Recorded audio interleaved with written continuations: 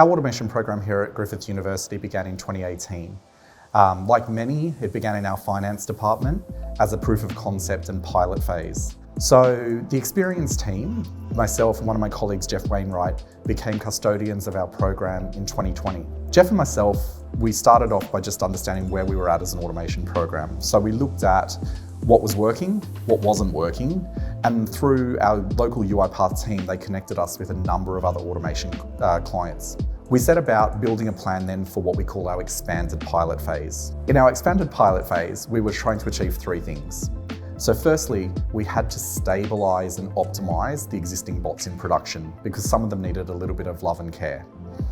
Secondly, what we had to work through was how do we start, if you like, building capability and knowledge of how to build bots again.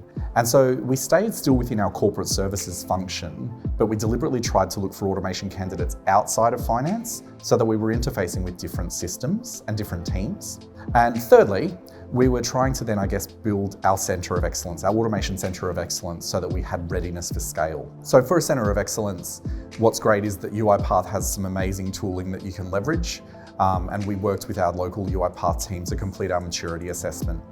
And that gave us a really good benchmark of where we were at in comparison to other UiPath clients.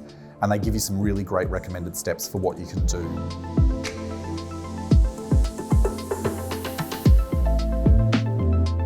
So I started working with Griffith University, one of my first customers at UiPath actually. So from there, we've gone much wider across the university. The benefit of an automation program often starts in finance or HR, and will then start to move right across an institution. So enter the work integrated learning program, which again was one of Rod's ideas, where they've trained up students to build bots, to understand and document processes, and fulfill some of those automation opportunities and ideas that the citizen developers came up with. RPA for Griffith is such an important program.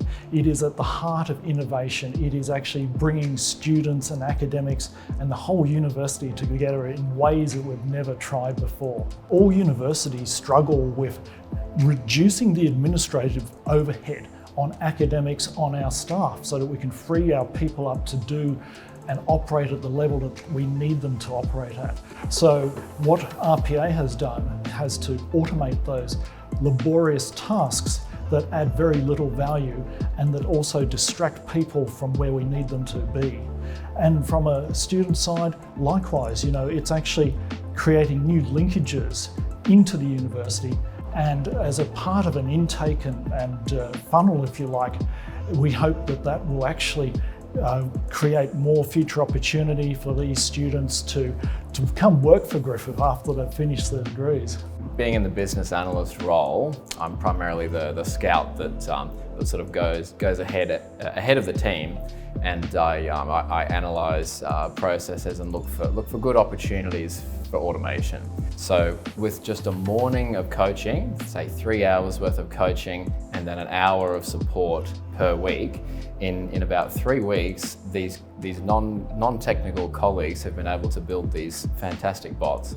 And so for me, that's really been probably the most surprising part of just how easy UiPath, particularly Studio X, is to use. Our Vice Chancellor recognised the program for excellence in innovation in 2021. And it was a great team effort and we were extraordinarily proud. In fact, it was the highlight of my career last year. So look, there's a few benefits that are key in terms of what we are measured by as a program here.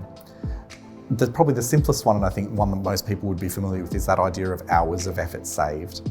And that predominantly comes from our unattended automations, as well as we're starting to see some green shoots with some of the community developed bots actually returning some quite significant benefits. I think what's really important here is that we're an institution of learning and an institution of research.